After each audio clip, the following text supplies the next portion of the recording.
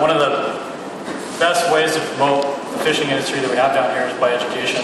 And we're seeing a real snowball effect recently in probably the last couple of years where we're starting to realize that, as well as the public, is that sustainable fishing is the way of the future, and we're getting a great response. We're seeing that the public is demanding the fish be caught in a certain method, and so fishermen are following suit. In terms of barriers, there's always barriers. We have really, really strict regulations in the state of California. Also on the federal level. We have reduced quotas. We have small allotments of fish. We're still fishing under quotas under management that was handed out years ago. And it doesn't make any sense. One of the things that's going to create better fishing opportunities is to start using real science to manage fisheries instead of guesswork or anything like that. We're starting to see a trend in that too, where the people making the laws are paying attention to fishermen's input and starting to realize that there's a lot more fish and a lot more opportunities that need to be awarded. So that's probably one of the biggest barriers to the seafood industry. And Teresa, from your perspective, what are the barriers to local seafood? What he said. So I think it is definitely regulatory. So from the fishing side, regulatory. From the consumer side, it is just a general lack of public awareness about what is landed locally. Misperceptions maybe about sustainability, and so I think, just as Kelly said, once the messaging is out there that you're following some of these strict regulations, then the seafood that you're sourcing is going to be some of the most sustainable in the world.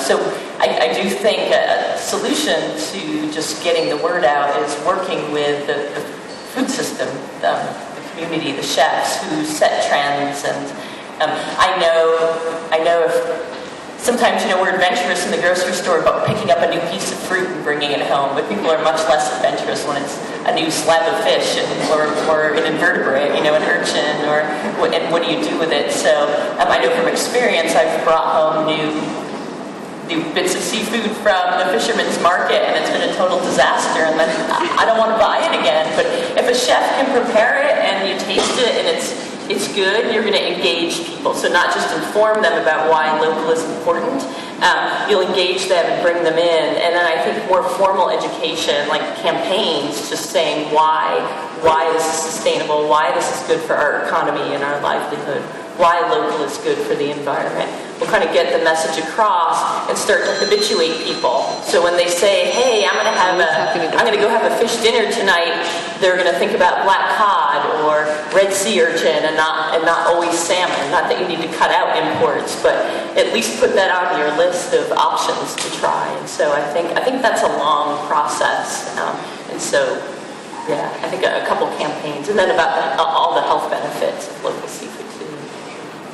And Kip, same question, but as far as the vision you just showed a little bit earlier, what are the barriers when it comes to actually the infrastructure and the building? You hinted about. We are live on Ustream Television with the future of Tuna Harbor. That's an easy question. It's time and money. Time being probably one of the biggest concerns, or potentially the largest obstacle.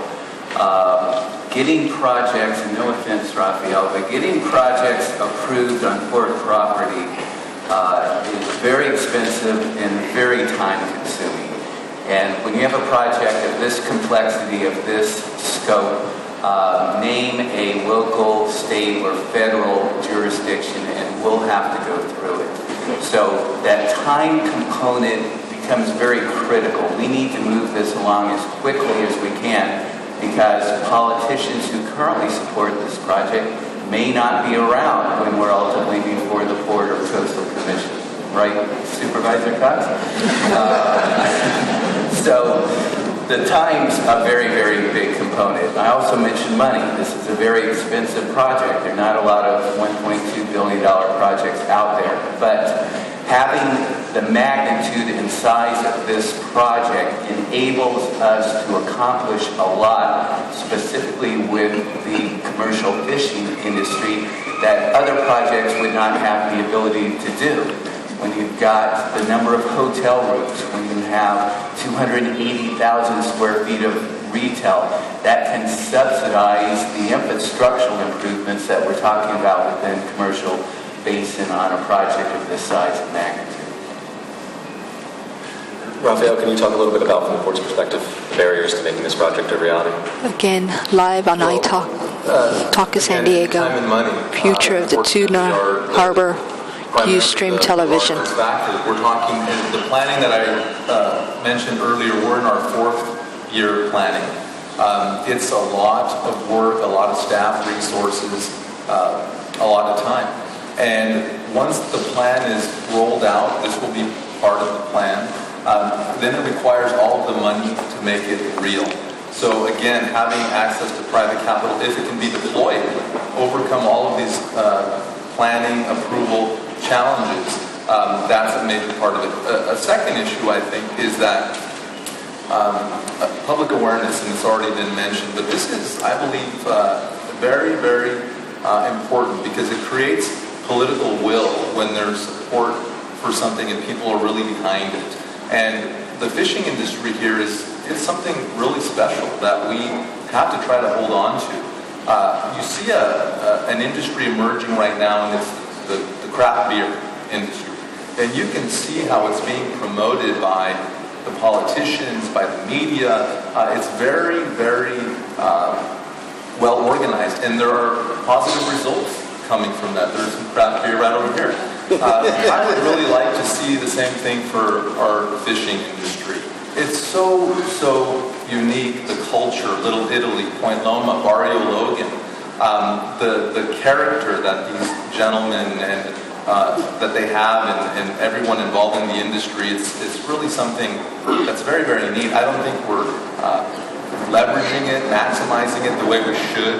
It should be a centerpiece. I hope that this all comes to fruition and that it does become a centerpiece of the project, but because it's more than just retail.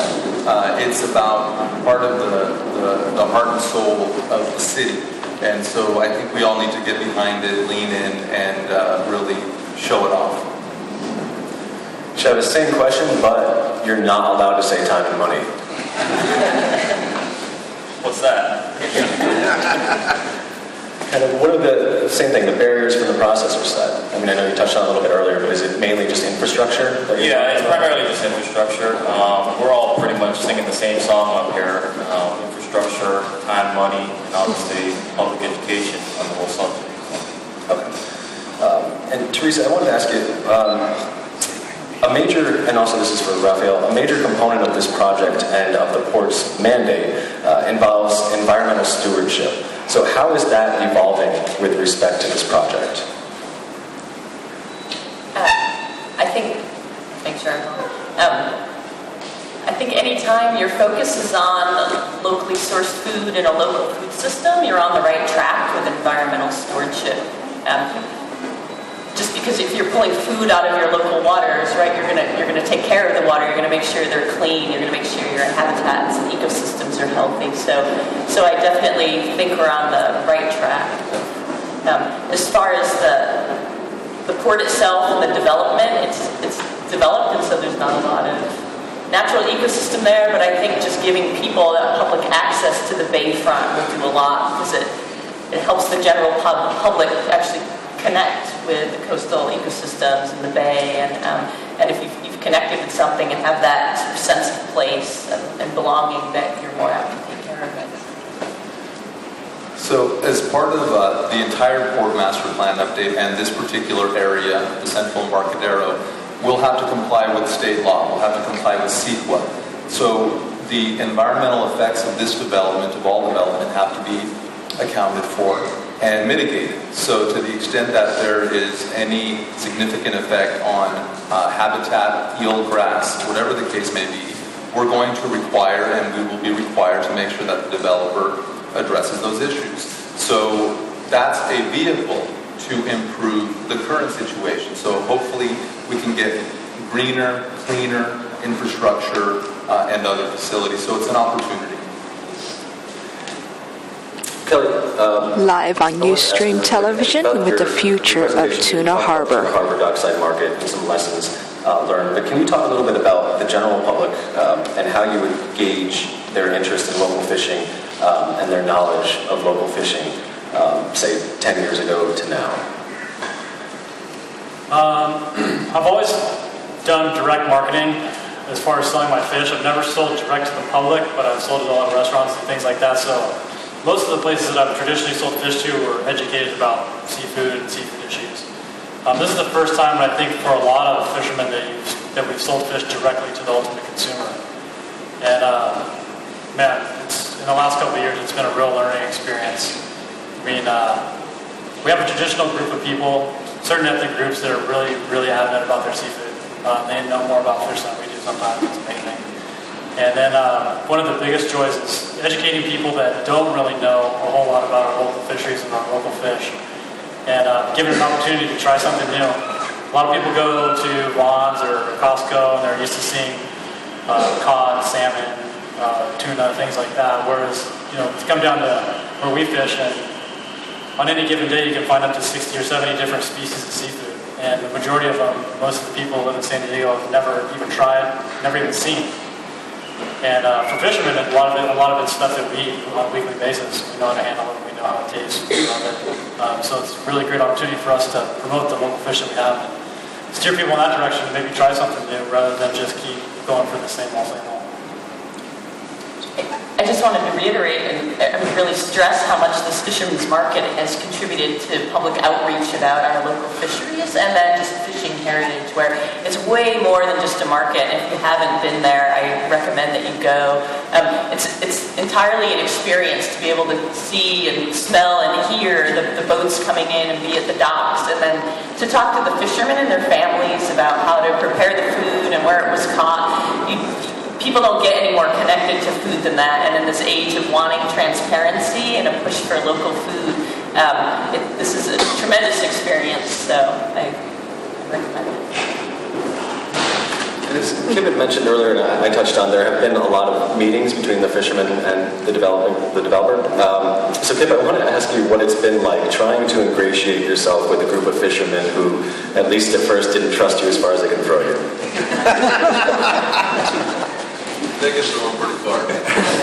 Again, live on Ustream Television with the future of Tuna Harbor, San Diego Food Alliance, and the talk of San Diego. Low level or non-existent level of trust.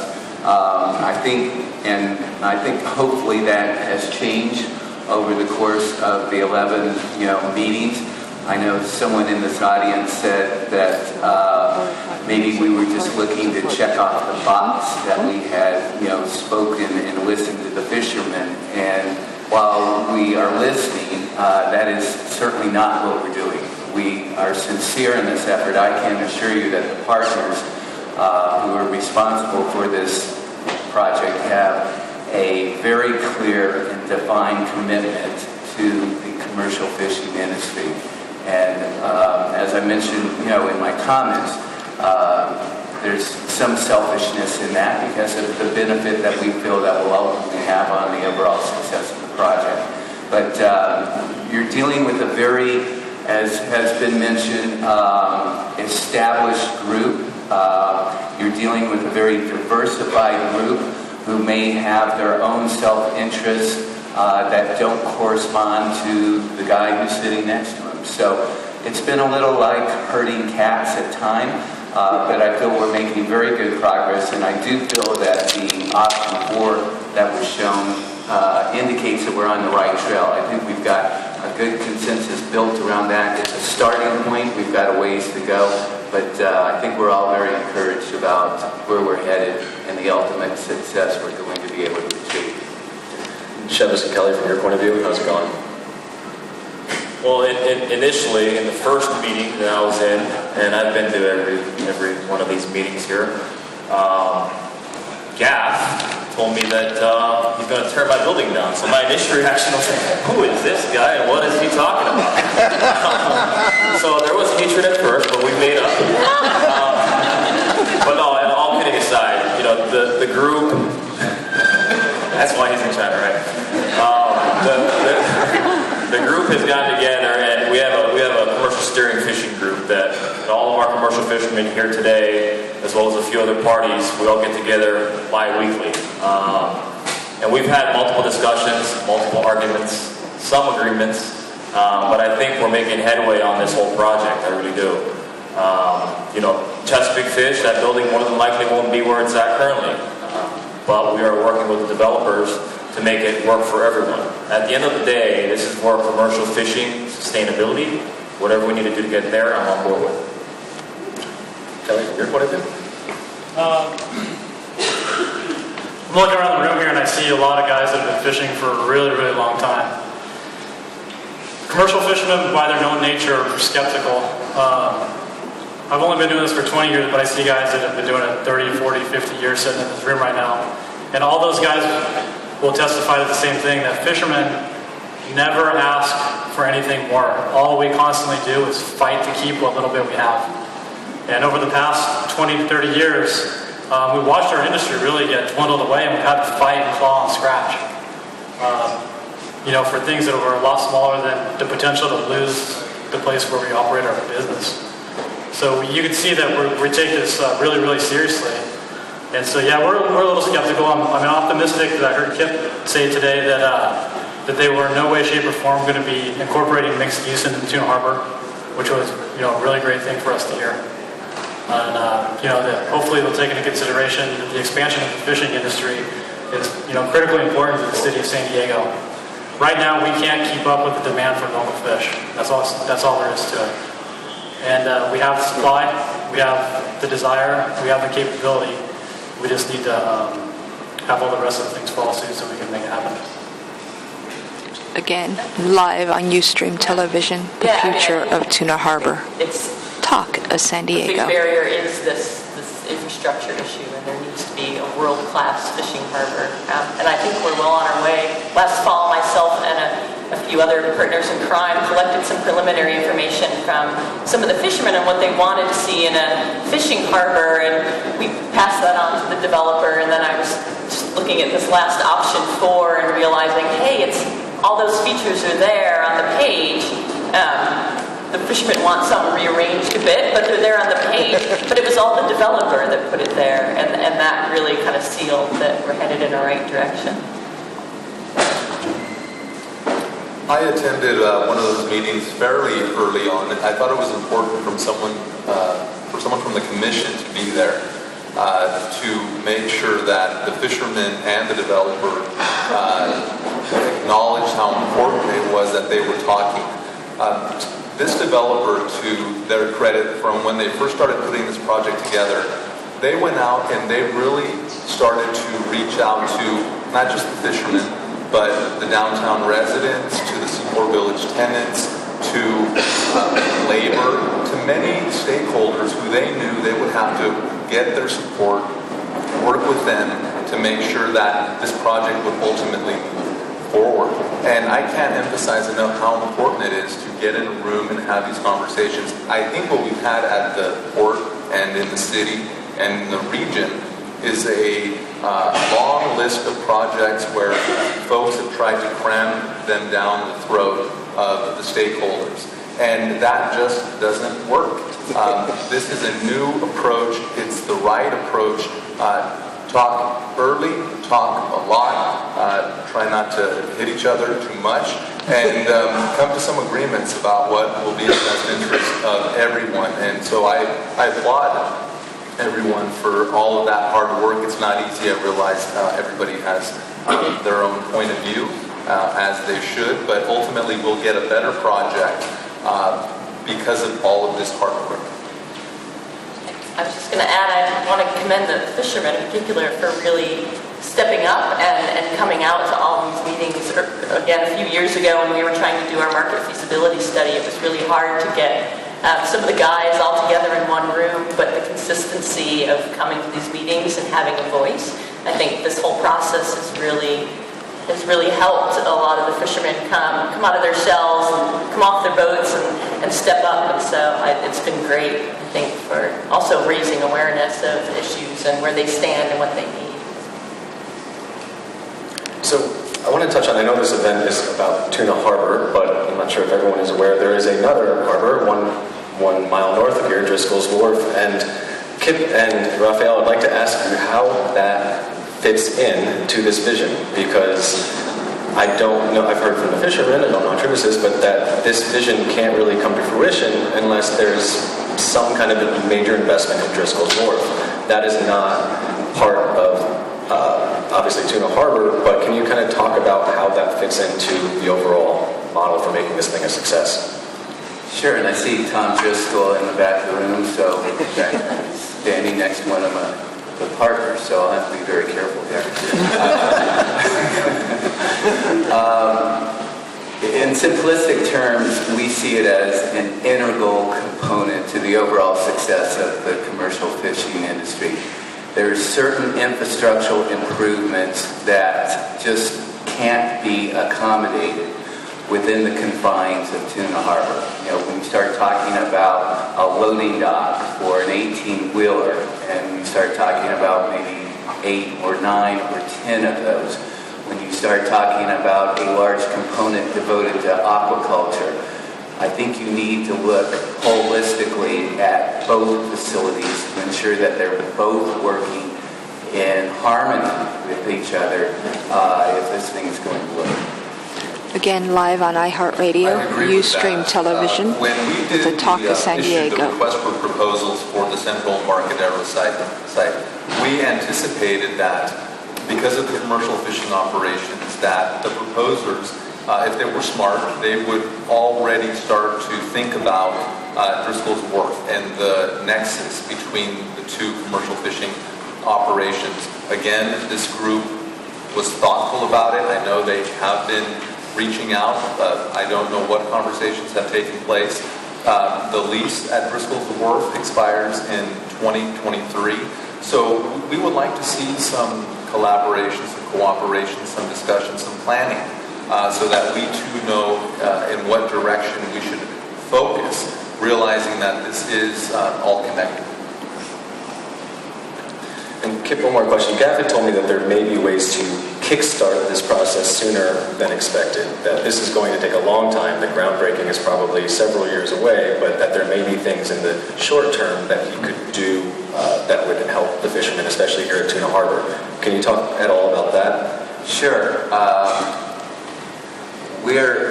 Because the Tuna Harbor is not under the same lease restrictions that Seaport Village is, which, by the way, expires in September of 2018.